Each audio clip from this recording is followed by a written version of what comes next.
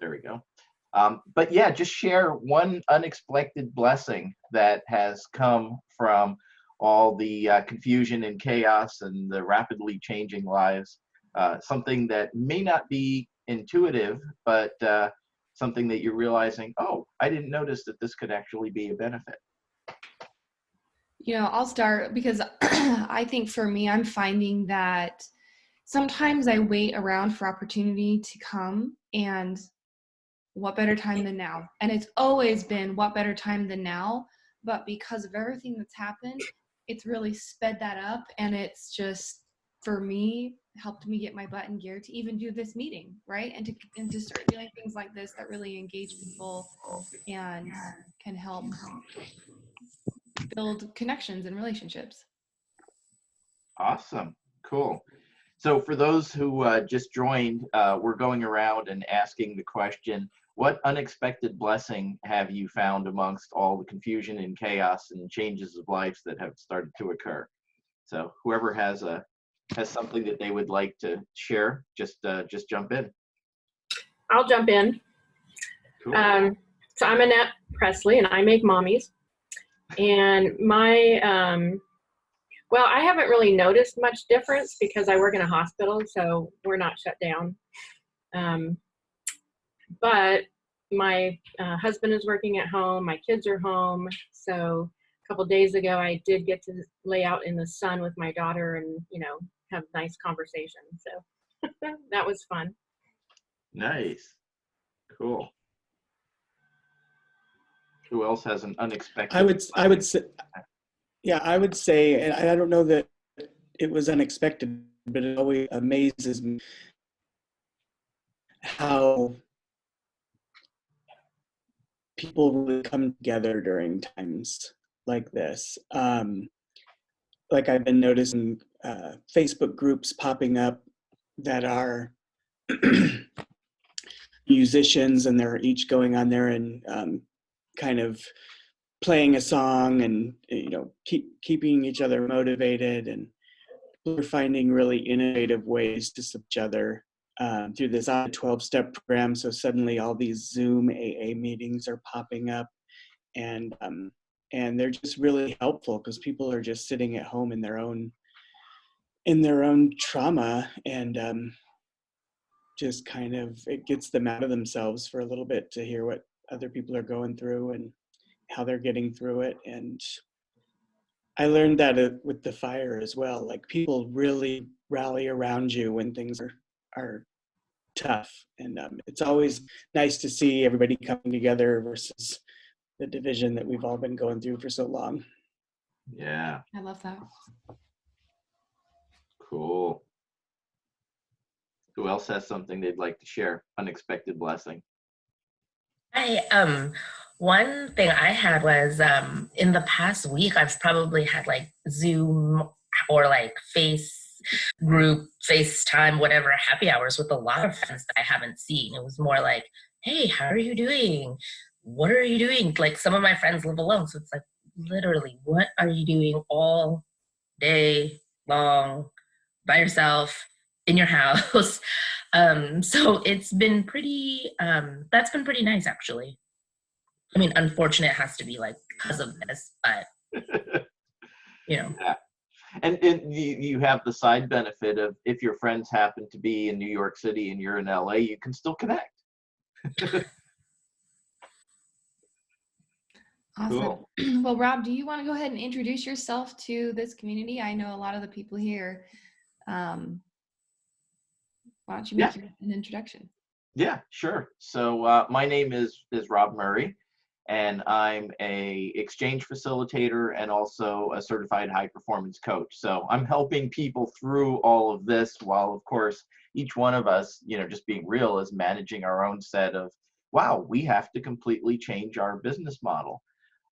So my background was in growing up a large company, but the unique thing about that company was that a lot of what I'm teaching today with the exchange methodology in particular, we were modeling way back in the 80s, and it worked really well. And it was the idea of coming together and crowdsourcing the wisdom, bringing out the best of the people, and not having like one person sitting at top of the chain dictating to everybody else, and constantly improving and iterating the very best ideas, and really asking powerful questions. So I had 20 years of my working life growing the company where it was like, I didn't know I was working. This was so good and so fulfilling. I felt like I was just coming in, hanging out with my friends, doing something I love. And in the process, we grew from a startup to $200 million. So that was a mission that started way back in my teens and has continued through my life. And the exchange work that I'm doing right now is really helping other companies, other organizations, nonprofits to do that type of work, to develop that kind of culture and that kind of cohesion, that level of joy, engagement, and teamwork within their own organization, so that they can experience some of that same not knowing that they're working feeling in whatever it is that they're doing. Okay. That was the brief version. Well, Luckily, I I know. didn't start with, "Hey, I was born in Oklahoma and I moved to Jersey when I was 6 months old." So we didn't go into any of that. Well, it's always very fun to feel like work isn't work. And I think that's kind of why a lot of us have started businesses, is because there's a passion, there's a calling that we feel, drawn to, that gets us out of bed. Like, that's why we're here. That's why we're fighting for our businesses and creating them, and collaborating with other people so that we can create great results and enjoy what we're doing. Yeah. Cool. All right, Rob. Well, let's get this kicked off. Okay. So one of the questions that I wanted to ask everybody, and you probably thought that coming into this that like I was going to give you a million pieces of advice, but I'm not. I'm actually going to ask you a question right off the bat. And there'll be a period of time where you can journal for a minute or two. And then what we're going to do after we're done journaling is we'll be coming back and sharing our answers with the rest of the people on the Zoom call. So if you can, if you want, I'll show you the question on a slide. And if you want to write it down, and then we'll send you into. So does everybody have, before we do this, a pen and a piece of paper? And Yes. Kim, I can't see you. Kimber, I can't see you, but got pen and paper? You can. Yes. Yeah. chime Thank in. you. Mhm. Nice. Cool. And Kimber, I'll assume you always have pieces of paper beside you as well. And Miles is going to grab that. We didn't alert you ahead of time, so this is actually just practicing resilience in real time. I mean, like, first of all, I just wanted to congratulate all of you for showing up on such short notice, because I'm not sure how long ago you got the email, but likely you got the email half an hour ago or so, right? So, and I'll just share one of the unexpected blessings that I've seen in this is it's never been easier to get people to come together than it is right now. Like, this actually just models and demonstrates for everybody what happens is, like, Natalie has a bunch of friends and people that she is communicating with. She puts something out, and half an hour later, we get 9 people showing up on a Zoom call. So there's definitely something to what's happening, and maybe we're creating a deeper level of connection with people in the world, because we're starting to understand the importance of human relationships, of human connection, of making a difference. So there's probably some good things. So I'll share the question real quick, and you can journal for about 3 minutes. I'll put on some quick journaling music that you guys can write to. You're going to share your screen, right? I am going to share my screen. Okay. Can you guys all see the life-giving interview question? Yes. Sweet. And then maybe I'll just, yeah, well, I think we're okay. So the question is this. Think about a story of resilience. when was a time in your life where you were faced with a seemingly insurmountable challenge and you overcame it with your own resilience? What are some of the things that happened as you were doing that? What superpowers or strengths allowed you to persevere? And then what lessons can you pull from this experience? So what we're going to do, and I'll just read this again to you, but what we're going to do is we're going to take about 2 to 3 minutes. We're going to journal our own individual stories, and then we'll come back to the large group and share with the rest of the members the story, and then what some of the lessons were that we learned from being able to overcome that seemingly insurmountable obstacle. Does that make sense to everybody? Good here. All right, cool. Well, I will swing on some. Let's see if this is, I'm gonna, we'll play some Emancipator. How's that? We'll go Buddha Lounge.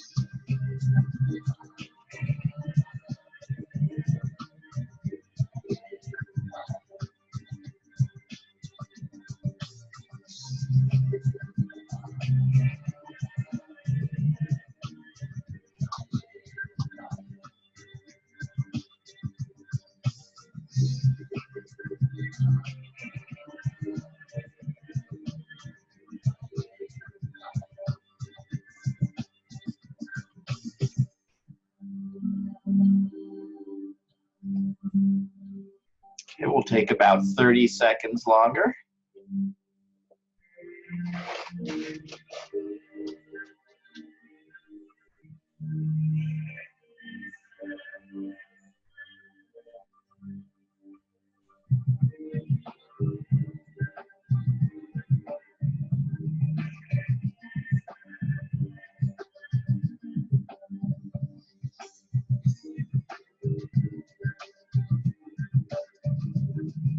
Okay.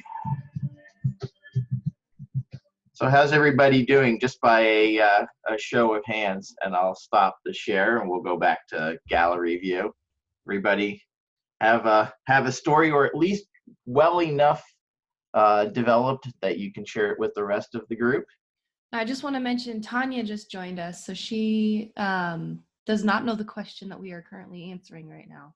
Okay, that's great. So Tanya, I'll repeat the question for you, and I'll show it on the screen real quick. Well, I'll just repeat it, and then you'll hear it from other people. So the question is this: we're coming up with a story of resilience, and we're thinking about a time in our lives where we had to overcome a seemingly insurmountable obstacle, and that we overcame it with resilience. And so you're just writing the story, or in your case, thinking of the story, and remembering it, because probably it made a significant impact in your life, and it may not be that hard to remember. And then the questions are, what happened? What superpowers or strengths allowed you to persevere through that challenge? And then what are some of the lessons that you can pull from that, being able to overcome that particular challenge, that you can take into your life today? And you're welcome to jump in at any point that you want once you feel like the story is developed, but we'll let a couple other people go first to jump in. Cool. So who'd like to share their story?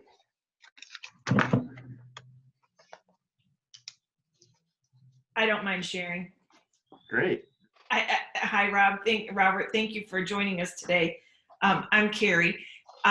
So I tried to stay business-wise because creating resilience is what I do for a living now, and making sure that people don't burn out and actually have some joy in their life. So I tried to keep it as a business resilience. So I had joined a hospital as an administrator, and the organization was only 52% compliant in all of their accreditation standards. And I pulled together a team, and in about 3 months, we really had solidified what needed to happen, because we were in preliminary denial of accreditation, which just backup story. So like when hospitals lose accreditation, it means they lose funding, which means they go out of business. So it was a really big deal. So I worked with the team. We were getting ready for resurvey. We were just waiting for the agency to tell us when they were coming. I literally was in line getting ready to board a plane to Hawaii for 10 days with my family when we got the call that they will be here in 10 days. And I said, perfect, I'm still going on vacation. And you would think that like I made like the worst decision in my life, according to people that I worked with. And so I decided that I had a team, I had trained them, and I needed to trust them, and they needed to know that I trusted them. So I got on the plane and went to Hawaii. And then daily was communicating back and forth with them, voicemails, voice calls, and, you know, kind of setting up little task forces, do this, do that, and really managing from afar, but letting them do their own thing. So I came back, even though the CEO was like, you need to come back early. I said, no, I'm not. I've had this plan. I'm going. You need me to be rejuvenated and fresh. And so I got it. Mind you, I'm 6 months pregnant on top of it. So we came back, and I got off the plane and immediately went to the hospital, met with everybody, had everything solidified. The surveyor came. She was there for 4 days. I came home on Tuesday, or on Monday. She was there for 4 days. And on Friday, she sat down with me and she said, I have never been able to not at least give a recommendation. This is the very first time in my 32 years I've given a perfect score for a survey. So what I learned from that is in stress, we tend to want to micromanage. But if you trust the people and you've trained them well, trust your instincts and let people do what they do. I love that. Yeah, thank you for sharing that. So, and I came back, I will say I wasn't rejuvenated when I hit the ground, because we had flown all night, and then I was at the hospital, and my ankles were this big around. They were literally, I could only get tennis shoes on, and my ankles were wrapped around my tennis shoes, but we made it and we did well. And then that weekend I collapsed again, and it's like, The only other thing you didn't throw in there is you didn't say, and we were moving to a bigger house while all this was occurring. We had just done that. That was 6 months prior to all this. Oh, okay. Yeah. So yeah, that throws in a little added element. Cool. Yeah. Does anyone have a reflection for Carrie of a strength that they saw that she didn't even call out herself? Yeah, Miles. Well, I don't know that she didn't know this, but as I was writing mine out, and then she was sharing what she got, I noticed, even though they're different situations, they're the same underlying strengths. One, she got all the facts. You know, she went in, they were uncompliant, so she gathered all the facts. She pulled a team together, and there was mass communication. Mm-hmm. So I'm sure there's going to be other, as I hear other people go through their stories, but I noticed the same themes in mine, even though mine has nothing to do with business. Mine is, you know, a personal story. So, yeah. Cool. I would reflect back to Carrie that she has a very she has an ability to be very calming and steady, and you have a presence that allows you can hold space for other people to really show up as the best version of themselves. Nice. I agree. I feel exactly the same. This is what I wanted to say. It's very calming, very reassuring presence. It wasn't inside. I remember thinking, oh my God, I'm going to lose my job. If we don't do well, I'm going to lose my job. Yeah. But Well, at some point you let go and you trusted the process, and you also role modeled for the rest of the team trust, which was really important. And, you know, one of the reflections, I've seen this over and over again in the leadership capacity, is that when you really put genuine trust where they know that the outcome is riding on them, when you put genuine trust on the team, they rise to the challenge, as opposed to, you know, coming back and like, I don't think you guys can do this without me, so I'm canceling or cutting short my vacation. Yeah. I think too many leaders do that, and it's a detriment to the team. Yeah. Yeah. It's so good.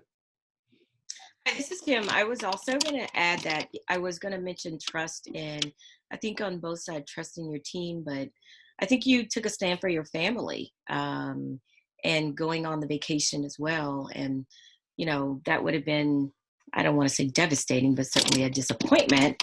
Would they have gone without you, or would you just not have gone, you know, period? So I think doing that was a great way of, you know, displaying the place that they have in your life and the place that you have, you know, for not scrambling around and canceling and, you know, probably regretting it even after the survey was perfect. So that was just something else I wanted to share. You put your own mask on first. Yeah, that's a great way of wrapping it up. Yeah, I love that. Cool. Thank you. So as we're listening to each other's stories, one of the things to model, and I think you guys all did it really well already, which was powerful, is allow space to really listen and understand what it is that the person is saying. You know, don't jump to conclusions. As you're listening, look for the key points or the key strengths that could apply in your life. They could become universal things that apply to everyone. That you can pull in, but without, you know, as we're listening, we're having this conversation in our head. So like, rather than jumping in, because there's going to be space for each of us to share afterwards, but not, you know, tying it into, oh, well, this is what I'm going to say in response to that. Be genuinely curious, be genuinely caring, which I think there's already been a culture. It seems like some of you guys know each other, you know, being in Natalie's community already, which is great. Listen to really learn and understand without trying to necessarily respond. And as you're letting the person speak, just be tracking. So one of the things, and I'll just share one of the things that I've been just recently learning. I used to be super corporate-y, linear thinking. You know, I'd make lists like this, right? You can see the, you know, the 1, 2, 3, type list. And let me see if I have a note in which I was tracking a little bit. But what I would suggest doing is, instead of, writing the linear list, start tracking just some of the actual themes that people are talking about. So as you could see here, I just started writing down some of the qualities. Trust the team, trust the process, let people raise to the challenge, putting your own oxygen mask on instead of the others. And by the end of this, you will have a list of key factors in resilience that, from other people's stories, you will be able to take into your own life. So I just encourage you to start, and we could share our list. I'm sure every one of you, as a strength, is probably a little bit better at handwriting and drawing than I am. You've seen my handwriting. Won't be hard for you to compete with that. Cool. Who else would like to share his or her story? I've got one. Sure. Annette, jump in. So back in 2005, I discovered that everything I'd been taught about nutrition was wrong. And the advice I was giving out was causing chronic disease and obesity. So I'm a dietitian. So in 2008, the local dietetic association filed a complaint against me. And I got this huge package in the mail with everything that I had said or written in the newspapers and whatever, Xeroxed, and claimed that I had violated 3 ethics and all this stuff. And so my first reaction was a little bit of panic, because I'd never been through something like this before. I had no one to turn to. I didn't know anybody else in my field that was on the same page as me. So I decided, the only thing I can do is tell the truth and provide the evidence. And I can't control what they think of that, but I can at least do the right thing. So that's what I did. They found me guilty, and they treated me in the letters like a little child, which is really interesting. And they attacked me personally. But they decided I had been deceived and asked me to write a paper on LDL cholesterol and explain why I was going to go back to recommending margarine instead of butter, because that's really what the whole thing boiled down to. So I couldn't write that paper because I had spent a year studying this already and I knew what the science said. So instead, I used my knowledge and my ability to remain calm and debate. And I wrote a paper on going through the science from the early 1900s to the present, demonstrating that we had no scientific support for our fear of saturated fat and cholesterol, and that I was going to follow the science. And they couldn't refute the paper. They didn't try. They accused me of asking my own questions instead of relying on the questions that had already been asked and answered, which I thought was not very scientific. But anyway, I won. I got to keep my credentials.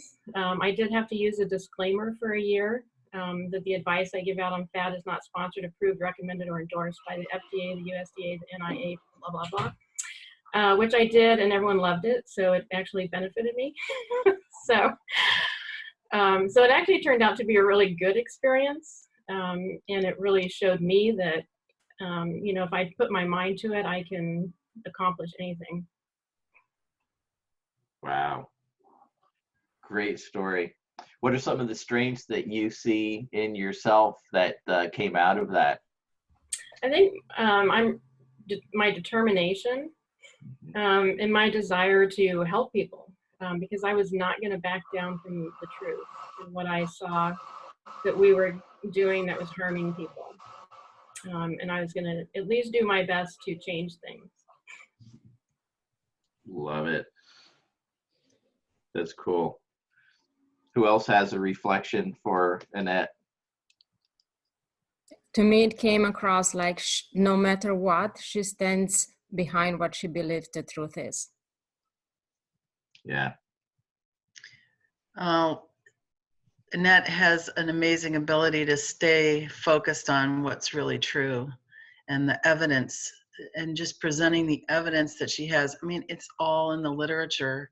So just sticking to what you know is true and having the evidence for it. And I truly believe, Annette, that this isn't the first time this has happened to you. I think it's happened to you over and over and over again in all different kinds of iterations. Yeah, it has. Yeah, and that's a really beautiful story. Thank you for sharing it. Cool. There's so in our household, we really like the Avengers and superheroes and things like that. And there's a quote from, I think it's Captain America, and it basically says, even when the whole world is telling you to go left and you know to stay right, you hold your ground, right? And you do the right thing. And I think that Annette's story, and I like, that's just the definition of resilience, and is very admirable to stick to what you know is true. Awesome. Well, and what I we will really, add the whole ethical standpoint of it. I mean, we go into healthcare and to help others to do no harm. And if we really go back in ancient history, use food as thy medicine. But it's truly standing up and really being that true beneficence where we do no harm. And that even though all of this body over here, and it's a lot of money and a lot of powerful people saying, this is what you need to do, you know that true beneficence is no, that is harming people. And so from an ethical standpoint, I need to support people in the right way. So I applaud you for that. And I think margarine is the worst thing on the market. it is. It's evil and bad, and it's not food. So Well, and the really cool thing about it is afterward, pretty much immediately after I got the letter saying the case was closed, I started getting emails from dietitians all over the US and even a doctor in England who had heard about it. And my paper went viral. So, so then I had a lot of other people in the same, you know, I realized I wasn't alone. So that was kind of cool. Yeah. Yeah, I think there's something really powerful in that. When you stand for what's right and maybe against the common thinking, you actually you attract exactly the right audience. Like suddenly everybody else is like, yeah, you know what? That didn't seem right to me either. And you start attracting the right people. And it's okay. You know, it's okay to repel the wrong people and attract the right people, because that's how you find your tribe. That's how you find your people.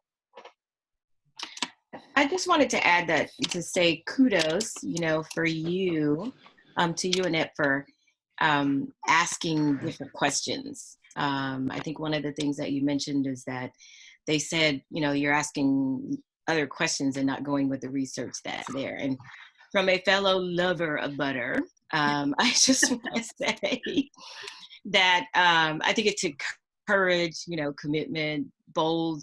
I mean, being bold and you know, when some big organization or something like that comes up against you, just not being afraid of whatever legalese was in the original letter, but standing for your tribe to do the right thing, as Carrie said, the ethics of it, and really, you know, just holding fast to that. You know, this margarine could potentially make people sick or kill them.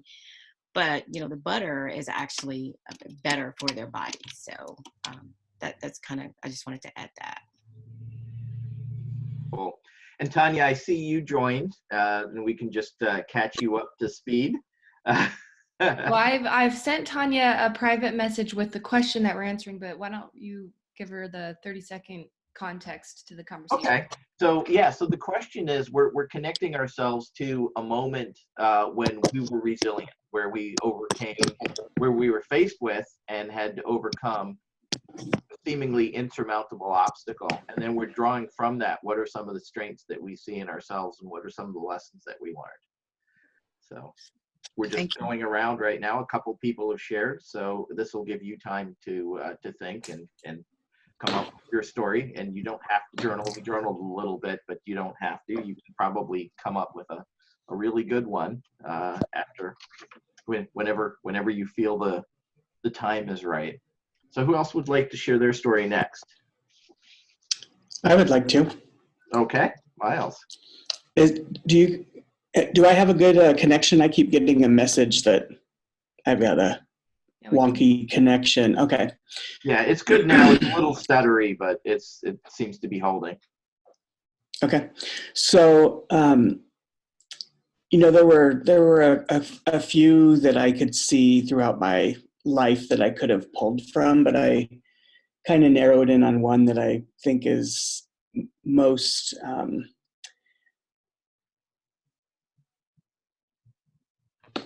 true to myself. So, and it does have to do with my recovery.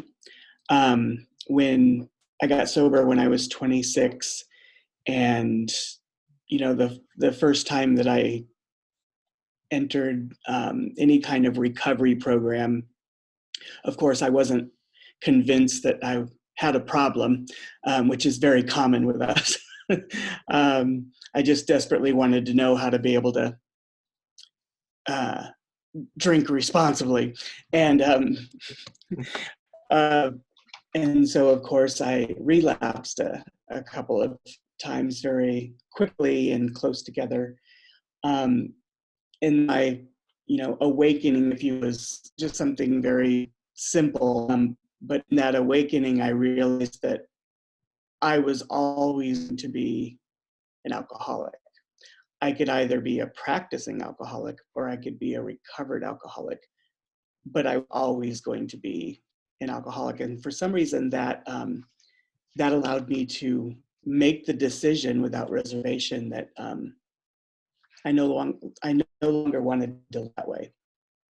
And because I was able to make that decision, I got laser focused. Like I went back to 12-step program with a determination and a willingness that I had never had before. Like the first time we come into recovery, all the suggestions we're given we think sound really stupid, and of course they kind of are. Like they say, go to 90 meetings in 90 days and get a sponsor, and all of these things, and you're like, how is that going to help me not drink today? I don't understand.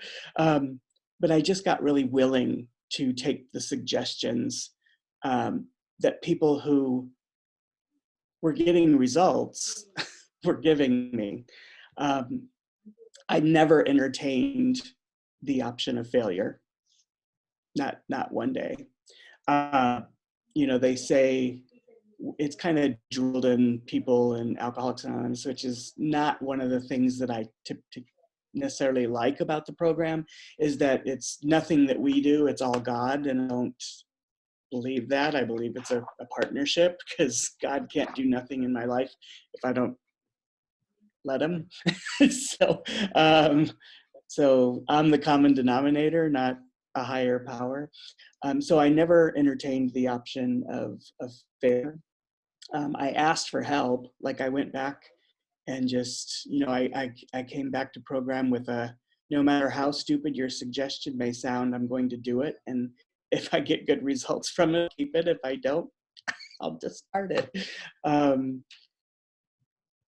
then I was just honest, open-minded and willing. Like I just let people into how I was thinking. I let people into my life. Sometimes a little too much. Like I got into this vying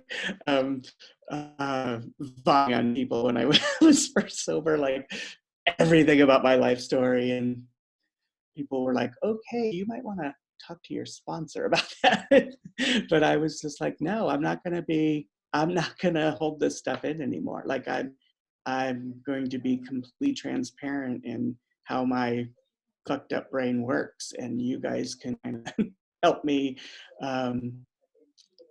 get on with it. So, and when I said that I never entertained the the option of therapy and program where they go, it's just one day at a time. And I believe that we're only responsible for today, but I don't give myself an option for tomorrow. Like I've never said, I can drink tomorrow if I want to, but for today, I'm not going to, because I don't care how, to me, it's like, when tomorrow comes, I'm going to drink if I've given myself that. There's no like, tomorrow never comes and yesterday is, there's none of that. It's like, no, I said I was going to drink tomorrow and today is tomorrow. And so I've just never given myself that out. Like, I made a decision that there was nothing worth drinking and using sober, and I've stuck to that. Like, I remember a good example of that is I had a really bad breakup in like my first 3 years of recovery, and it was devastating, and I was horrified, and I was like wounded, and I kept calling and please, let's get back together, all of that like overly dramatic stuff. And he said, in this one of the last calls that we had, he said, I'm afraid you're gonna drink again. And that like snapped me out of my funk. And I remember telling him, I said, listen, when I got sober, I made a decision that nothing was worth drinking over. And right now, you fit into the nothing category. So do not think that just because I'm devastated by this, that it's going to cause me to relapse, because that's just not an option. So that is my story, and I'm sticking to it. Great. Cool. Love that. Yeah, it's a big story. So who has a couple of reflections for Miles on some of the strengths they saw in him that he might not have even noted, or not noted in what he shared? Oh, I have a big one.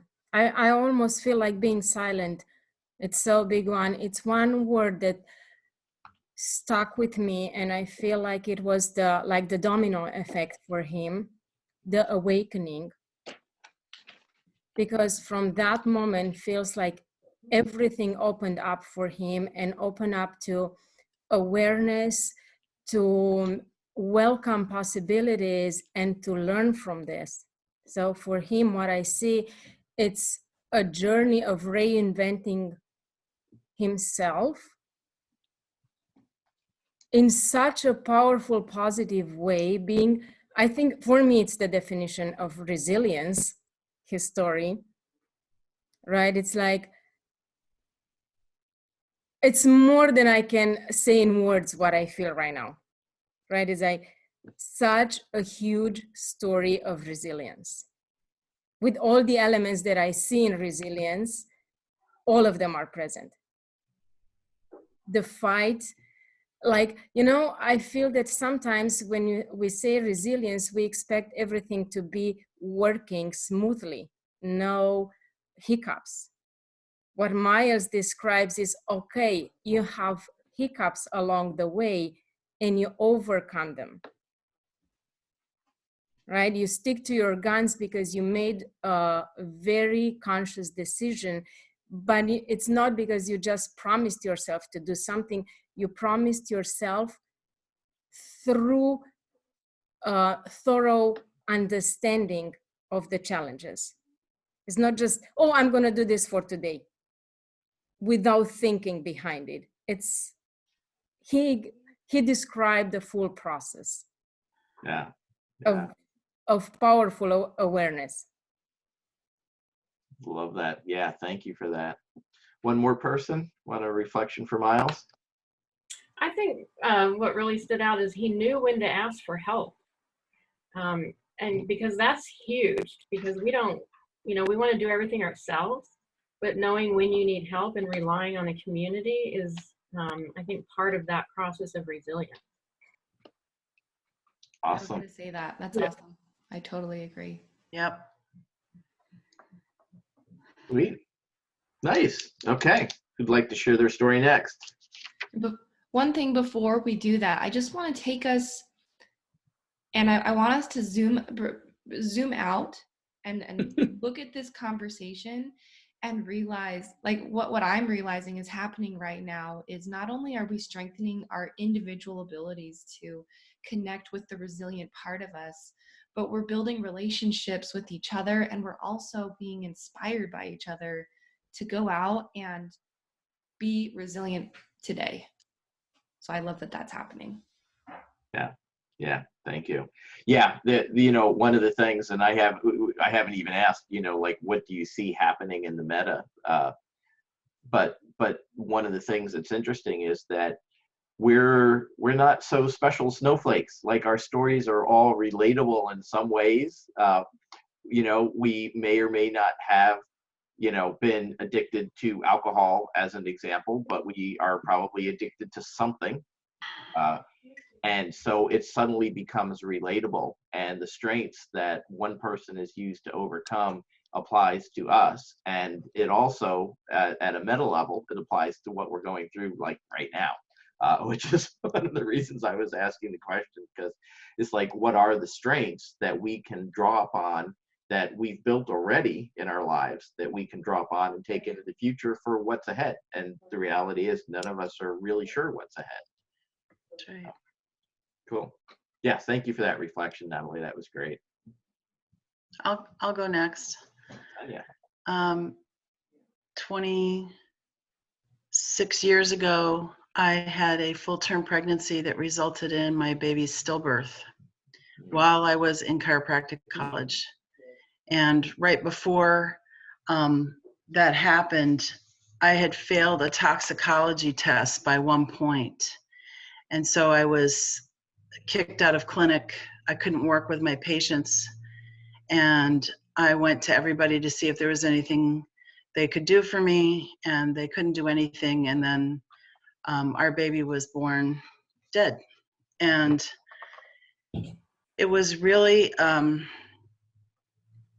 a really difficult situation, because they had kicked me out of clinic, so I had to stay there for another trimester. It's 10 trimesters, and I had to, now they wanted me to stay for another trimester to make up that 1 point that I missed. And so I felt like this is all coming down. And when we were at the hospital, we were trying to have the baby at home, and when we went to the hospital, we were sitting there looking at the ultrasound, and we both, my husband and I both, knew that we were seeing a heart that wasn't beating.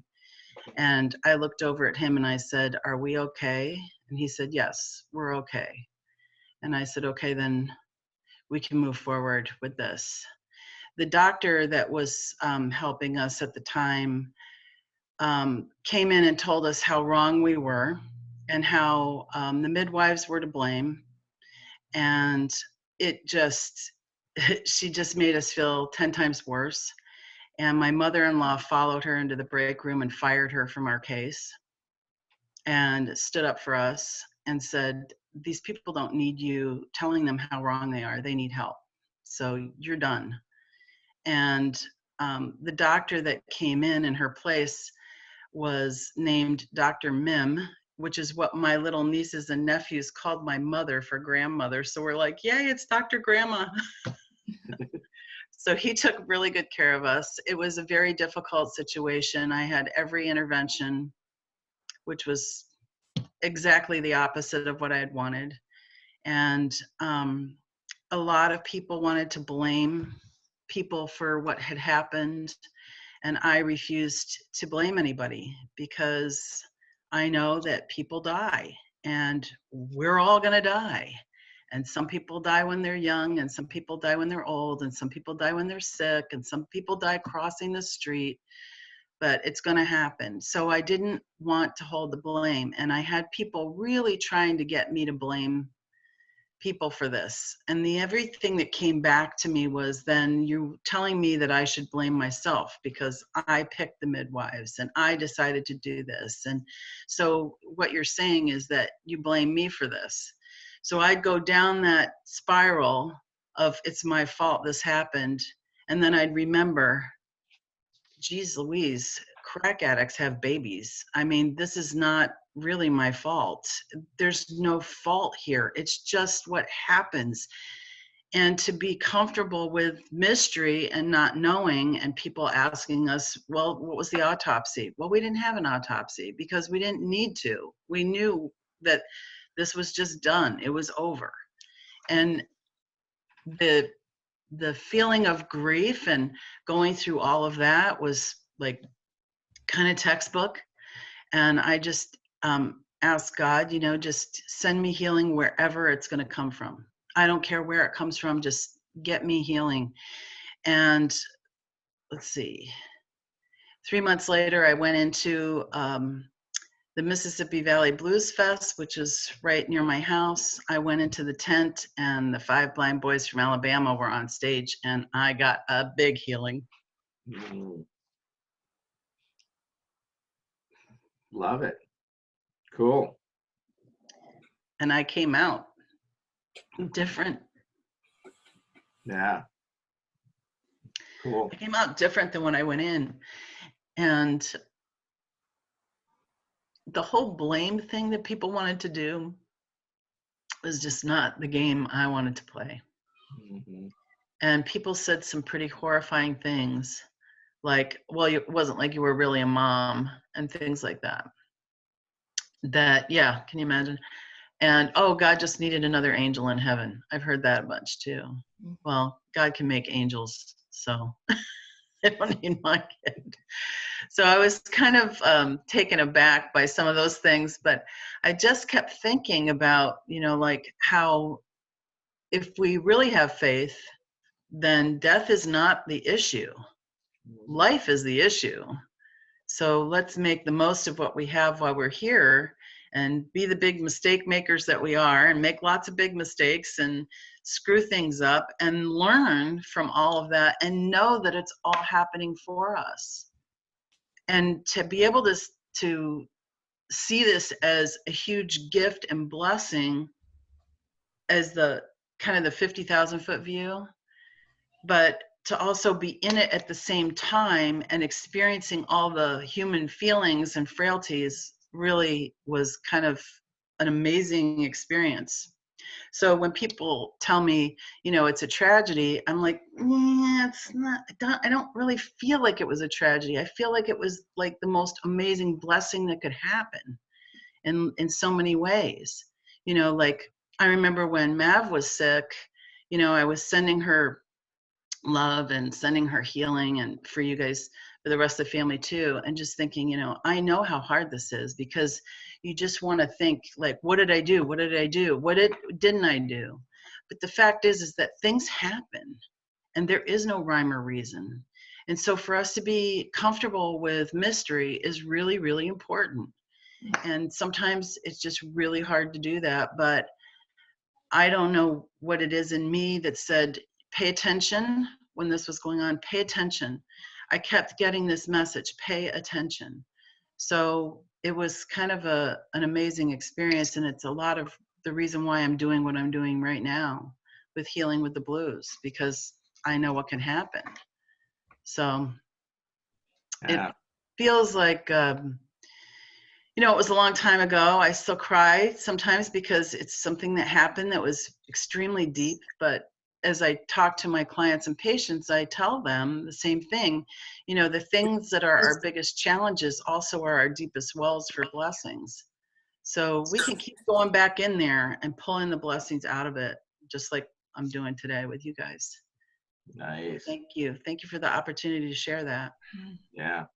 And isn't it interesting, just a reflection, and I find this with a lot of people, that the biggest obstacles that we encountered in our lives caused us to do and have a deeper connection and meaning to what it is that we're doing today. Mm-hmm. Yep. Yeah. Cool. One or two reflections for Tanya on strengths you saw that she didn't Well, mention? I don't think this will come news to her. It was key her story. One, thank you, Tanya, for opening up and being honest with us on that. That is resilience. And I think that the part that I really got out of her story was like it really served no purpose. Like there was no reason to try to figure out why. Yeah.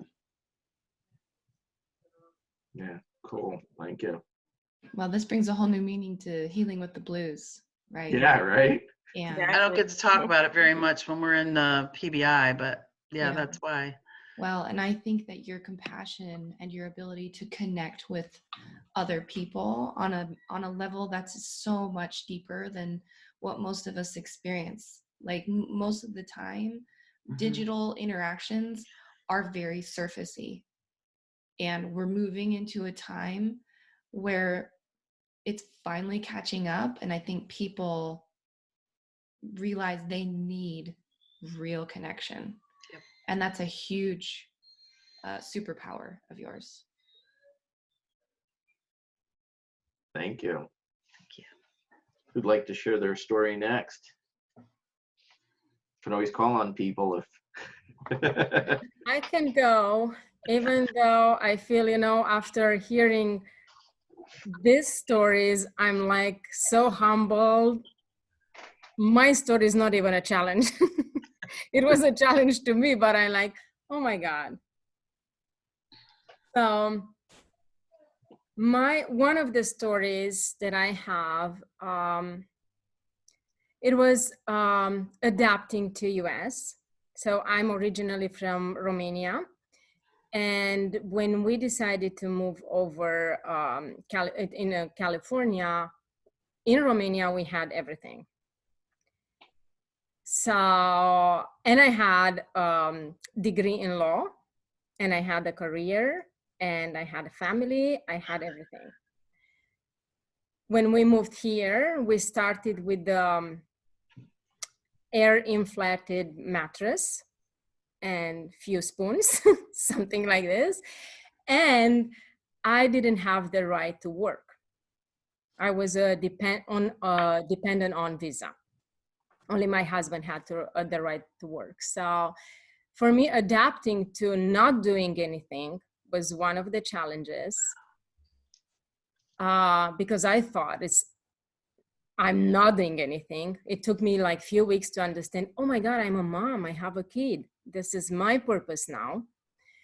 Then I transitioned to, as the kids grow and so we transitioned to, oh, I want to do something. And I realized that the degree I have accounts for nothing in US because normally so laws are different, but nothing from what I did, like psychology, history, anything from the school, they didn't transfer a bit. So my only chance would have been to start school all over again. And that was, I felt right then that it's not my calling. It's not who I am. I cannot identify myself with being a lawyer. And then I had to face my biggest challenge, and that was reinventing myself. I knew for sure that I'm not the person to sit on a couch and wait for my husband and kids to come home. I simply cannot do this, and I don't want to learn how to do this. So I had to learn not only what I am good at, but what I love to do. Like I really wake up in the morning driven. And that was a process, right? The biggest challenge in the process was to be able to listen and in the same time block everybody, because they were giving me mixed input. And one of them that was the hardest one to deal with was like, oh, you are switching again. Oh, you are doing this. Oh, you are doing that. And people didn't understand I'm finding my way. So it's a fight, it's a journey, it's a way of becoming. If I'm not trying things out, how would I going to know exactly what I want to do? Do I stick with one thing and swallow the pain of not living in passion? What do I do? So for me, I kept evolving. I called it evolving, right? And it was a challenge to really be who I am without saying, oh, maybe I should stop. Maybe you're right. I should stop right now. It's not what I really love to do, but I should stop because I tried enough. So I finally got to the point where I really feel that I have found myself and I'm doing what I love most. But it took me quite some years. I don't even want to count them. Nobody can relate to that. Oh. So what I learned something about myself in the process. I learned that I'm naturally wired for solution. I learned that I'm optimistic by default and I cannot spend time in the self-pity party. I don't know how to be there. I don't want and I don't know. And I learned that I have an amazing ability to connect the dots and move forward. Yeah. Wow. Sweet. Love that. Yeah, those are really good. Very powerful. And I mean, that story was as, you know, one of the things is don't ever minimize your story of struggle. I mean, moving to a new country and reinventing yourself is just as challenging as, you know, almost anything. And the thing that's beautiful, as Natalie was reflecting, is this helps give us the full range of the human experience, right? Like, not everybody had to get into a life-threatening situation or, you know, have a loved one pass away or anything else in order to learn some real stories of resilience. So yeah, thank you for sharing that. Who'd like to share one or two reflections for Gabriella? I would like to. Oh, go ahead, Tanya. Oh, sorry. So many Tanyas. I know. Yes. Well, I think I wanted to reflect on, I had just all three speakers because, you know, I was thinking that when that question, I came in kind of late in the game and I was thinking, what have I done? And, you know, as they're speaking, you know, it dawned on me that everyone not only has something in their life, but they probably have more than one thing that's happened to build up that resilience.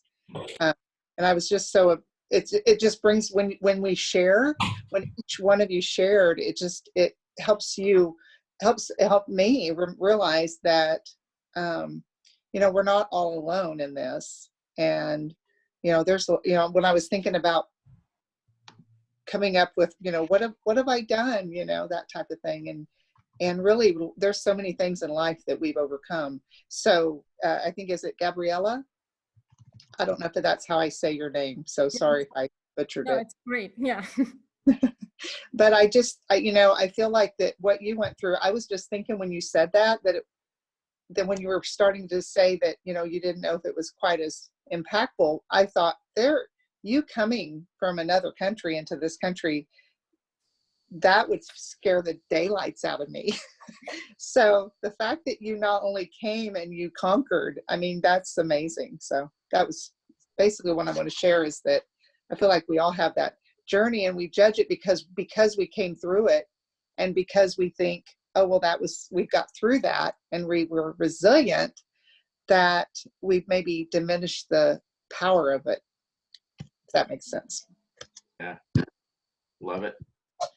Okay, so the other Tanya wanted to share. Yeah, I wrote down these things: reinvention, evolving, and solution oriented. I mean, those things are things that, like, we can tend to not be patient with ourselves doing that.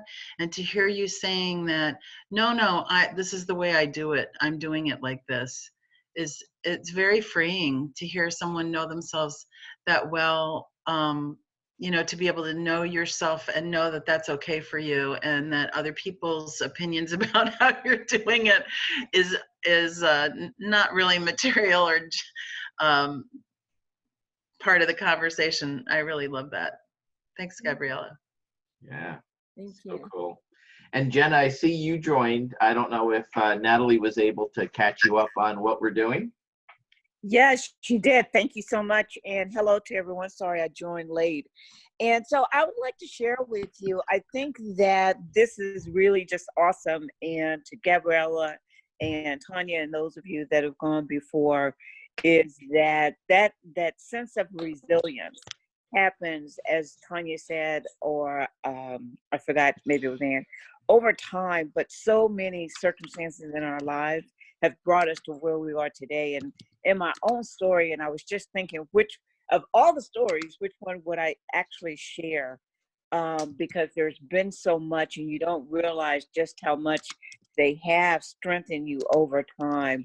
But I think what has led me to what I am doing today is one of the biggest stories, right? Because in a span of a week, I walked out of divorce court after a 24-year relationship. And the following 7 days later, I was informed that my job of 27 years was being eliminated. So everything that I had identified with the last 30 years, right, were going to be over, or was over in a matter of days. And so it was a double blow. And then I was then being faced with now being an empty nester as my daughter was heading to college. So there I was faced with really not knowing who I was or what I was going to be. And it took some time to figure that out. But once I figured it out, because I was lonely, it was scary. I didn't have the job anymore. So everything, all my stability, right, was gone in a matter of time, just days. So, but what I learned through all of that experience is that from a child, or even in high school, when I faced situations, I was able to find a solution. And all through my work career, I was solution oriented, as Gabriella said.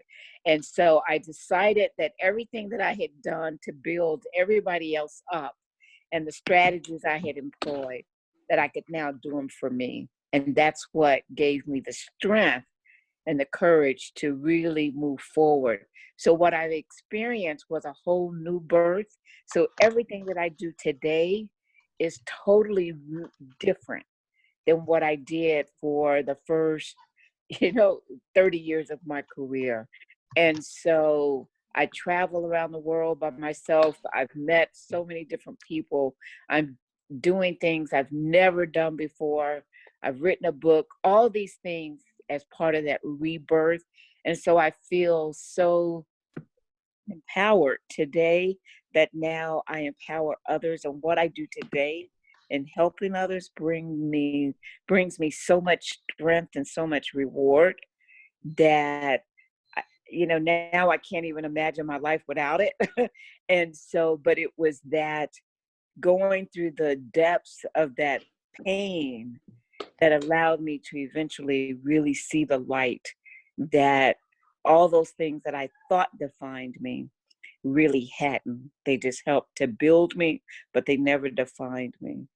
And so once I realized that, and just being able to get through that, those really, really tough times, both mentally, both physically and emotionally, I'm glad that I made it through it, and life is really great on this side of it. But the most important thing is I found me and I found purpose. And now I share that with everybody that I come in contact with, and helping them do the same. So that's sort of my story. Awesome. Cool. Well, what I love about that is that you can reinvent yourself to any time.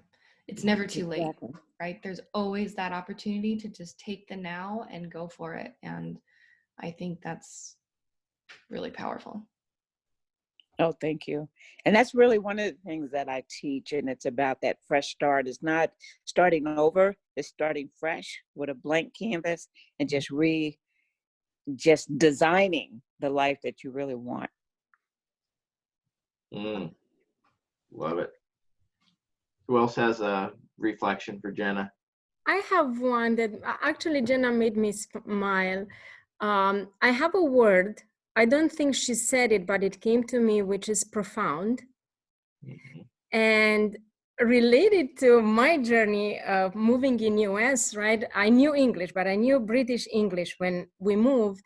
So California has a whole different English, right? So I had to learn. And she just reminded me of one saying that I remember I didn't understand during the first few months. It's making lemonade when you get lemons. Oh, I love it. Yes. Yep. For me, these two together made me think, oh, Jenna, right? So she has a profound ability of making lemonade. Nice. Thank you so much. I love it. Oh, that's so cool. Thank you. And let's see, who has not yet gone? Kim, you have not had a chance to talk. And is it possible to come on camera, or are you in a spot that you can?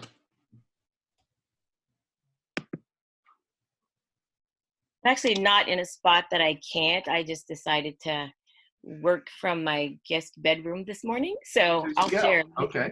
Let me see what I look like before I stay on.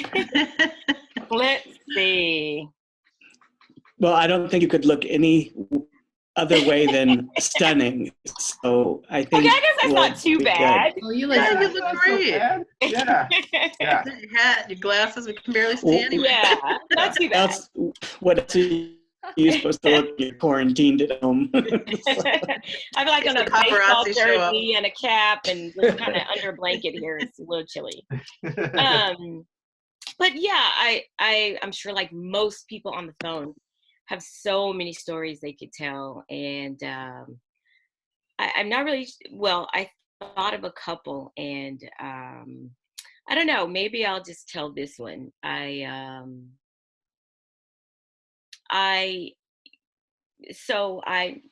I got ready to go to college, my parents told me that they were going to send me to engineering school. So it's not really where I wanted to be. I wanted to be singing and dancing on Broadway and acting in movies in Hollywood. That was going to be my thing, right? I was going to get first the Oscar. In fact, when Halle Berry got the Oscar, I told my dad, hey, I called him up. I said, you know, that's mine, right? But I told him I would never have done that movie because I think it was just like a horrible movie. But anyway, so I went into this engineering career, and my goal was to succeed. I had 3 younger sisters, and my parents were really young when they got married. So it was just kind of important not to, I think in my mind, not to have to ask for a lot, because there were 3 other kids. And I was always told I was a role model. So I did uber well in school. And why? Because I'm a role model, right? And so, but I still kind of had my desire for the arts and singing and dancing and all that. And I found a way, this, artsy person in a scientific world, although I'm very just sort of logical and creative. And, I used to say it was weird, but I think it's just God's design for who I am. So I competed in pageants, a lot of different pageants. I won pageants. And you guys are probably going to hear my husband in the background. He sings a lot, so there's nothing I can do about it. If you hear him belt out a note, I apologize. So I was muted for the music is what we all need right now, right? So we'll go for that. Yeah. So I competed in pageants, and was on TV and things like that. And somehow people would find me. I have no idea how they would guys would send me stuff, etc. So anyway, and I was still working in my career because I got out of college early. And I used to work incessantly. So I would always grab a midnight to 6 lab shift, because I know if the 6 a.m. person didn't get in by 6:15, then I could also have 6 to noon. So I'd had like this 12-hour stint testing software and doing all those things. And this was in communications networks. And one night I decided to, so I had won like a national pageant. And I don't know. One night I came home really late, probably 1, 2 in the morning. And actually I was opening the door and I was getting ready to close it and lock, and I heard a voice from behind the door say, boo. So for me, you know, I had like this matrix thing going on in my brain, like, who the heck could this be? It was a male voice. Wasn't my boyfriend because he didn't have a key. Wasn't my dad because he was like 2 states away. So it was like a terrifying experience. And I screamed to no end. They said there were like 14 911 calls that night. We fought and struggled, and he literally was arm's length away from me when he shot a gun. And I could not hear out of this ear for, I don't know, what was about half an hour. But this was in Texas, so everybody has guns. And a neighbor came with a sawed-off shotgun. And, you know, he's like, where is he? Where is he? What's happening? What's going on? And so by this time, the guy, I guess, knowing that my alarm was going to start going off, ran out of the condo, and I don't know where he went. But when I moved there, I started to feel, I don't know, I felt something that like somebody might be watching me. So sometimes at night I would jump up and just kind of look through the blinds, and nobody would ever be there. But this person broke into my house in the daytime, and the way he did it, so all the police, detectives, everybody said this was a stalker. He's been watching you, he knows your habits, he knows your patterns. And he broke in, climbed over the patio, into the storage room, pulled out the washer, and kicked a hole in the wall to bypass all the alarm, and crawled through this big hole in the wall. So, you know, we estimated he was in there probably 2.5-ish hours, just because he knocked the clock off the nightstand when he came in, and the clock was stuck on a certain time. And so what that did for me, literally this is what I did. I called a girlfriend who was closest to me. My neighbor stayed there. Police came. Then I called a girlfriend. I said, you know, I hope you and your husband made love already tonight, because if you haven't, you got to get up because you're going to be sleeping with me. I'm coming, you know. So they came and got me. And literally that began like a 10-year journey for me. So I'm trying not to cry. My life changed so much. I had so much freedom. I was so driven. I was so intense about being successful, about making my parents proud, and being this role model for my sisters. Even though it wasn't a career I wanted to be in, everything just changed. And the only thing I would wear is black, no makeup. My hair was always in a bun. I had really long hair, and you know, lots of hairspray because it was Texas, right?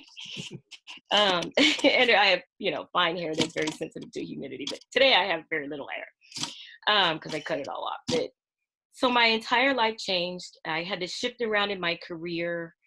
I gave back, you know, the title. They talked me back into it after about 4 or 5 months, just to finish out the year. Then they decided at the end, since I didn't do my whole year, they were going to keep some of the prizes, which is another whole story. But like everything about my life changed. And even 10 years later, the only reason I ever got on Facebook is because I had to do it for work. And they kept harassing me to get on Facebook, get on Facebook. At this point in time, I was driving an initiative around women and diverse employees in the technology industry. And they were like, we're going to start doing some things with colleges and the White House and et cetera. And you got to be on Facebook. And I got to tell you, I don't know, I needed like antidepressants, all kinds of things. I went to counseling, but they gave me a man, and I just felt like he doesn't understand. He's just methodical, and he's asking the questions that he learned while in his training. He's not getting deep. So for me, fortunately, but unfortunately, I had one girlfriend who had been raped twice, actually 2, by someone they knew, and one who didn't, and another girlfriend who had someone that trying to break in on her right over the window in the nightstand where her gun was. She was like, do I try to get the gun, or do I run down the street in my underwear? So my friends are the ones that really helped me to make it through. But I think what I have, so literally I just kind of like went into the shadows in my life. And I will honestly, you know, I kept functioning because I knew this person wasn't in my world where I was in technology. And one of my friend's sisters was a Dallas police detective, so they constantly kept watch. So that made things a little safer for me. I can't even begin to tell you all the things I went through mentally, physically. My finances got all out of whack because the mail would come and I would never pay the bills. And I was making a lot of money. And I would just buy new clothes and throw away stuff I didn't want to wash. I didn't want to do anything. So honestly, my very first mentor, you know, outside of corporate, whatever, was a woman by the name of Lisa Nichols, who some of you may know. And we have a thing between us, you know, literally, we say that she helped me to get my color back, because I love colors and I love red, and I don't like light pink, but I like fuchsia. And so bold colors, and my life had become black, white, and gray. And just going through, I was in her first group of, you know, sort of coaching clients, and going through that process gave me the, you know, the ability to come back. And I have heard the word and this reinvent a couple times on the phone. And I ask myself, is it a reinvention or is it a return? Is it a reinvention or is it a remembrance of who I really was? And for throwing off all the external things that happened, the fear, the this, the that. Now I got to tell y'all, I got a gun. I learned how, I'm an expert shooter. I can shoot an ear off, a nose, pardon me for being crass, but a penis if I have to. I had a 45 with 2 full clips of hollow point bullets, and I was not playing.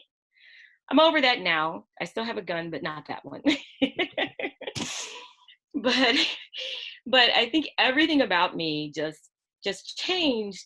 But I came back to who I am because I love life. And I think all of that, in everything I did, I had this amazing career and I was highly successful. And I won't even go into all the drama I went through and some of those things, but I was rarely fulfilled in it, which is why I do what I do today, to help people to reignite that light and return to who you are and remember who you are. And I think we're also freaking amazing. I don't need to reinvent myself. I just need to know who I am and be that person in all her fullness and all her glory. And I've always loved life. And, I continue to love life. And I think I got so upset, so angry just one day that I was like, I got to get my life back. So what is it I need to do to get it back? And now I'm here. So that's that. Wow. Love that. Powerful story. Yeah. Reconnecting to what you do and what you care about, what you already know. Cool. Yeah. So couple reflections for Kim. And by the way, Kim, great, just in terms, I'm like, where did Kim go? Gosh, where'd she go? She hit the wrong button. She probably hit, yeah.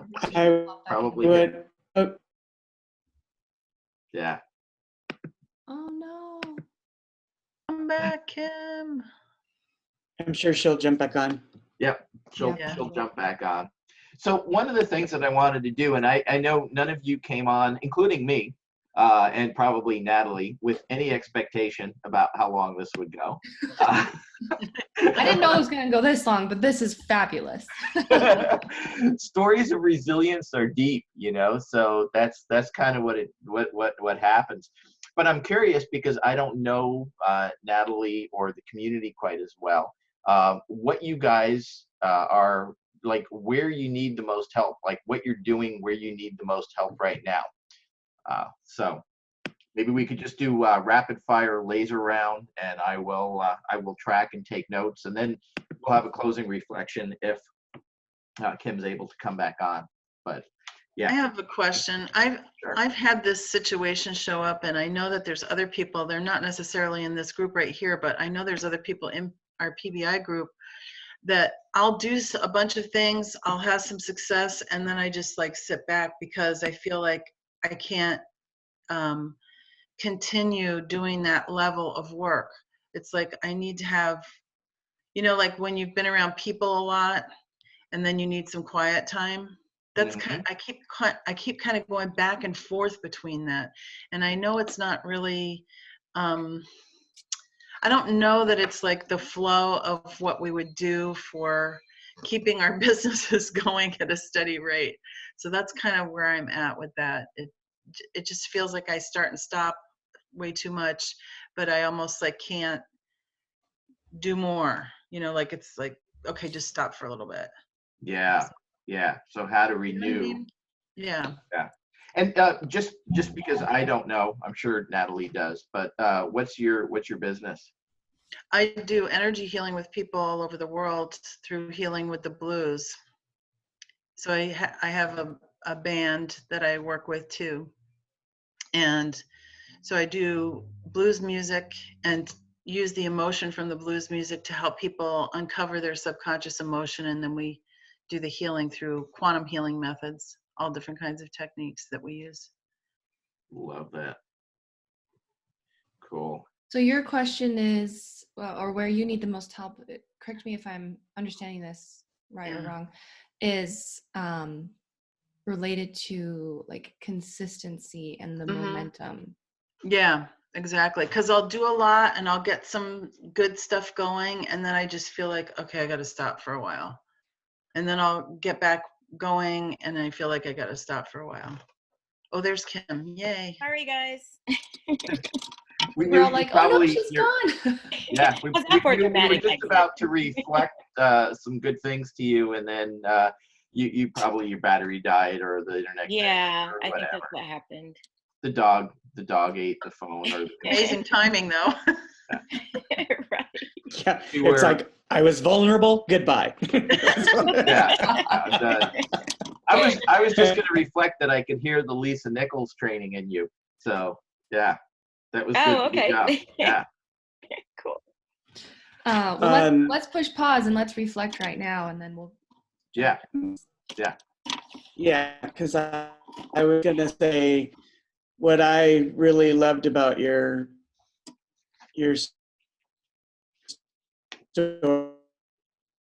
I'm not sure if anyone else can hear you, but it's very Message for. Yeah, he's got a bad internet connection. okay. Oh, so somebody else go then. Maybe type your message in. I That's good. reflect to you, Kim. I mean, I just met Kim Monday. And you know, my grandfather always told me that dynamite comes in small packages, and I feel like that's what you are. You're totally a larger than life, wonderful person who you have this steadiness and confidence in who you are, but you're living it in such a huge, big way that I think just can engulf people and brings them into that space in which they can own who they are and just be the most powerful version of themselves. Oh, thank you. Cool. One more person with a reflection for Kim. Strengths that you saw in her story. I loved, and I think it's piggyback on what Natalie said, that she's larger than life, because what stood out to me was I love life. Mm-hmm. And no matter what, is not reinventing myself, is being who I am. Yeah. Yeah, and I was going to say the same thing, and I love the word, Kim, that you used, is return. And it's that return or rediscovery of the person that you've always been, that just maybe got lost or turned away for a moment, and now you're returning to the person that you've always been. So that's just beautiful. And I didn't know that about you, so I love you even more. Oh my gosh. So just to catch you up, Kim, what we were talking about was we were just starting to go around and share a little bit about in this time, you know, as we reflect on what's ahead of us, some of which is extremely unknown, what are what are some of the challenges that we have right now? What help do you need? Because we could obviously schedule another call. What I reflected was neither Natalie or I had any expectation of how long this would take. And when you popped on, you know, donating your time generously, none of you were probably expecting. But you know, once you hit probably the 90-minute to 2-hour mark, probably people are like, I gotta go pee. Which now that I called it out in myself, I shouldn't have said that. Damn it. But anyway, so we've just started to go around. So Tanya was reflecting, and we probably don't have time to solve, but just to really understand what it is that people. Well, and maybe to give a little context too, Rob, all of us are familiar with each other from another community, and so it would be quite easy for us to get in touch personally, send messages.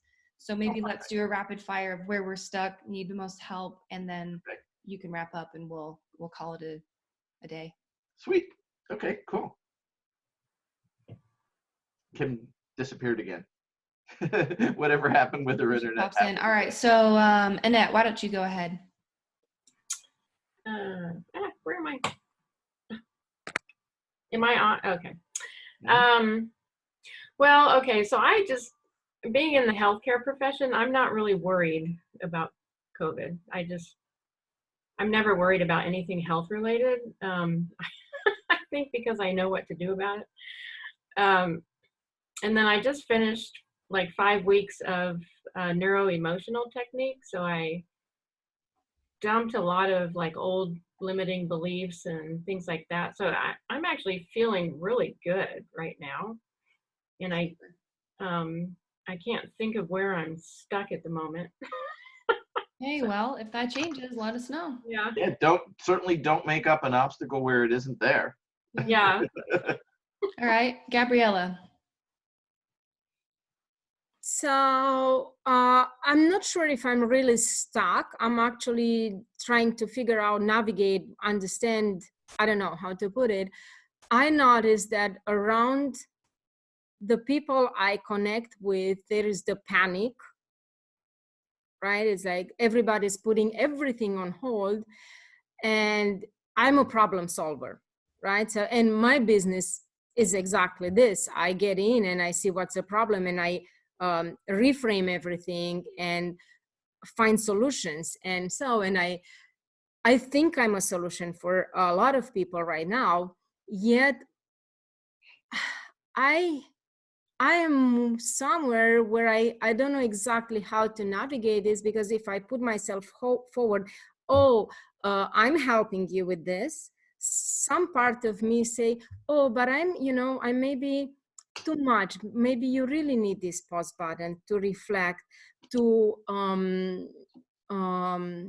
cope with everything that's happening, with the fear and so on. Yet my heart tells me I can be of help. So the way I frame it, I don't want to sound businesses, in a way of I'm taking advantage of everything that's happening. I want to come across as genuinely trying to help, because I know I can help. I know I can reinvent and reinvent. I did it for myself so many times. I already did it for some people that reached out to me, right? It's like, what can I do? And I created solutions for them. And it's not that I create, this is another thing. It's not me that I create something, it's together. Yeah. Right? So that togetherness, I want to come across with the togetherness and not taking advantage. I really want to help people understand this is okay to panic. Okay, panic for a minute. Let's move on. Mm-hmm. Yeah. It's not that everything is going to stop right now. It's a pause button, which I actually love. The pause button is something that I love. It's the time for reflection. It's the time for solution. So I'm stuck with this, is how can I come across as not taking advantage of everything? Yeah. I've got some ideas. I'll send you a message. Yeah. Yeah, me too. And you know, Gabriella, one of the things that I often say is that when you push the pause button on a machine, it turns off, and when you push the pause button on a human, they turn on. Yes, I 100% agree with this. Yeah. Dang, that was good. Tanya, did you feel complete in your asking for help? Yeah, and actually, one of the things that she just said is something I put up videos this week saying, hey, I've been doing this online for 6 years, so we can still do the healing that you need. And Gabriella, you have taken me out of fear, so I know you can do that. So, like, that's a good thing. It's a good thing. Everybody needs to be out of that. And I've been posting about it a bunch. So, yeah, the consistency part, I still need help with. So, and also the part where she's talking about like how do you do that? I know that I put those videos up, but you know, I'm not getting any traction on it. So I'm concerned about maybe where my energy was when I put them up, or you know, should I redo them or something like that? So I've got thoughts for you. I'll send you a message. Okay. Carrie. So when you first put it, because I have to do it like right away, otherwise I get in my head and can go down a rabbit trail. So it was the courage to be boldly me. Ooh. Because I'm in that whole balance. And when I deal with the healthcare sector, I mean, they're drowning right now. And yes, I can help them, but you know what? You don't need a friggin' Band-Aid when you're bleeding to death. So it's balancing that. How can I provide service and then be of help without just being a nuisance? And so it's a fine line. It's a fine line for me right now. Yeah, this is a theme here. We're all looking for ways to step up and create opportunity while being genuinely available to serve and not take advantage, right? I think we're all coming from the heart. Awesome. Gina, how about you? Yes, I was going to say, you know, to everybody, it's a time to just pivot. And I think sometimes that it's hard when because we're solution oriented and we can come up with all these ideas, and then we get inside our head and say, oh, but we might hurt somebody's feelings, or we might be too pushy. And so it's about pivoting. But I want to go back to what Tanya said, because I experience that often as well. I get really geared up and I go. And then all of a sudden the momentum drops. And then it's like a low period. And then I have to gear back up. And I keep trying to figure out what is causing that, why that momentum doesn't continue to go. And I don't know if it's because we give so much and then we just absorb so much that we have to really go back and heal or release that so we can go again. But anyway, just finding that consistency in the momentum. Gotcha. Yeah. And, you know, I'll just have one comment. I'll just ask a question. We probably don't have time to solve anything, but the question is, what if that was okay? What if that's the way it was meant to be? And if you think about the cycles of nature, you know, what do you see in those? You see a period of rapid growth and then pause and renewal. That's just the way nature works. So what if what you're experiencing is a natural cycle that everybody goes through, and it's okay? I like that. Yeah. All right, Miss Kim. She left again. Oh, there she is. She's there. She's There. struggling with bandwidth. What question are we answering, please? What help do you need right now? Oh man, what help do I need right now? You know what? I'm just in this vein where I just want to make sure everything is like uber systematized, not necessarily perfect, because I could go there as well, but not perfect, but I really want to be able to deliver my services and have it just be this amazing experience for everyone. So the reason I'm where I am right now, I got super early and I was creating like Trello boards for all kinds of things, onboarding process, et cetera, et cetera, et cetera, because I need someone to help me, you know, run the business. And I feel like I need to know what it is I want them to do or need them to do. And yeah, we may tweak that or whatever. But I want to have a good foundation to be able to do that. For PBIers, I'm marching toward cash infusion, and it's important to me that I am able to deliver. I'm asking them for, you know, in my mind, we've doubled my price. So I don't know. I feel like I need to like really deliver. And maybe that's where I need help, like get my head straight. I don't know. I would talk to Caitlin Patton about systems, and yeah, I'd love to talk to you about your client experience. Okay. So absolutely. Let's do a call. Yep. Miles. Can you hear me? Yep. Awesome. So I would say, given the climate of everything, is just really trusting my intuition, and really trusting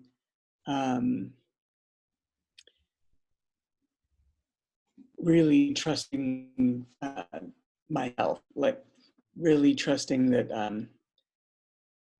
I'm doing what I need to be doing. I've got kinds of other people's voices in my head, and it's just not,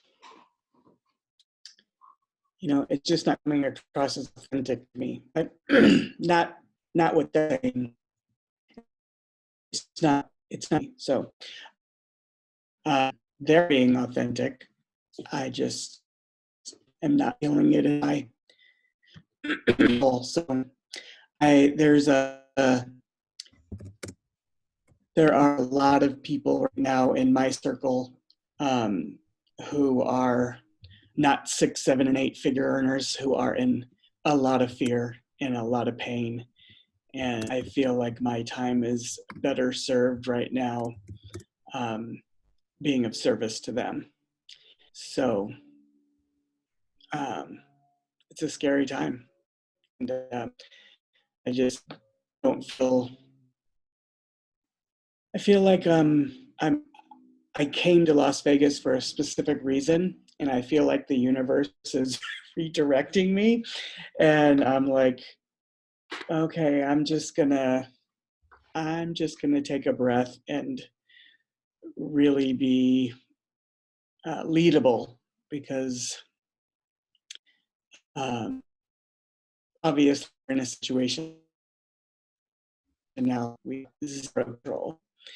And I think it's funny that so many people for so very long have been, I just need some time off and to stay home. And it's like now people are like, oh my God, I just need to get back to work and get out of my own goddamn head, because I'm just trapped in my house with nothing but me. And yeah, it's you know, it's a scary time for people. And I just need to trust that my intuition is saying, you know, back up. You can be of service to people who are really struggling right now, and you're going to be fine. The universe has never dropped you. You don't have to figure this all out today. And well, you've got 2 people, Tanya and Gabriella, who can both help you out with that. Who are, oh my God, I know. You know. Yeah. Sometimes the solution is just, you know, and that was one of the things we said for resilience, is sometimes just asking for the help. In fact, that was your story. So just asking for the help you need. So there you go. All right, Rob, let's wrap this up. This has been fun. And I got to pee too. So let's do this. I need more coffee so I can go pee. Well, there you go. All right. Yeah, that's fair. So yeah, thanks everybody. You know, I will, you know, I'll reach back out to Natalie, and, you know, if depending on, she knows you better than I do. So if there's any things where I can be of service, probably the biggest area of service, this is what I've been working on, because I was a coach and a live facilitator. So my plan for 2020 was to go facilitate 40 live events this year. Seeming like not a great plan right now, right? Like I was actually already looking on, for like sprinter vans that I could take on the road show. And yeah, also not a great idea right now. So quickly pivoting to how do you move live events virtually? And we helped yesterday a woman who had a 500-person cruise scheduled for June off the coast of Italy. Is that sounding like a good idea? And we were helping her move that event online. And somebody else that holds, 15 or 20 events. So Okay. if you are in that situation where you need to move suddenly a business that was based on live events or physical into a virtual environment, that's someplace that I can definitely help. And then obviously, like a lot of you, I'm a coach and a facilitator, and we didn't get into, what you experienced was the exchange methodology. And if any of you want more information on it, we're going to be doing a series of webinars just this week, Tuesday, or I think Tuesday. So I can send Natalie that information and she can get the information. Rob is one of the connections that I have in my network who connects me to a whole slew of very high level people. And so Rob's a great guy to know, and I'm glad we've kind of combined worlds here. So yeah, I'll just if you want, I'll just post my email, getxjet.com, and my Facebook. I'm almost at 5,000. I don't even know if I can. Let me see how many more people I can accept. I'm at 4,924. So if you want to connect with me on Facebook, I'll post that. Suck it in, yay. Yeah, get in, and the last 70 slots available. now accepting 70 friends. Yeah.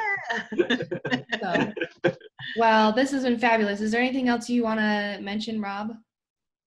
No, just that, just like Gabriella was reflecting, I think all of us with a heart to serve, there's a couple of really big insights that we've gotten, or I've gotten this week, which is it's speed of connection is the most important thing. It's not getting it perfect, not figuring it all out. I mean, literally, Natalie and I were texting each other. It's like, oh, I thought it was 10:30 my time. It's 9:30. It's 10:30 your time. Oh, okay, I better take a shower. That's. But just go out and do and serve. And as you experienced in this event, it served you for a deeper connection and connected you to the resilience. And you don't have to have all the answers. Like, I literally gave you no advice whatsoever on resilience, even though that might have been what you were expecting. It was drawing it out of you and asking people. And Gabriella, you also reflected this, which was really powerful, which is you're not necessarily telling your people how to solve their problems, you're helping them. So I would encourage everyone to ask questions. And then going along with what I started is it's okay to charge. And I am still figuring out where I'm coming with this, but that I will gladly provide anybody any level of help for a certain period of time. And then if you want to accelerate your progress, if you want to go faster, if you want one-on-one support, then it's okay. I mean, we're in a new giving, sharing economy, but we're also in a support economy and a connection economy and a speed economy. That's the changes that just occurred in this last week. And we have to kind of wrap around our minds around how our business needs to evolve around that sense of speed, connection, and giving. So. Oh, wonderful. All right. Well, thanks everybody. If I will put this recording on YouTube, so if you do want to see it or play it back, that'll be there. But we'll be in touch with all of you. So thank you so much for this. I just saw it and jumped right on, and I'm just so glad that I did. Thank you. Thank you. That's awesome. I'm so glad each of you was here. So yeah, so glad I got on. Thank you. Awesome. All right. Have a fabulous Saturday, guys. Thank you. Bye. Yeah. Bye.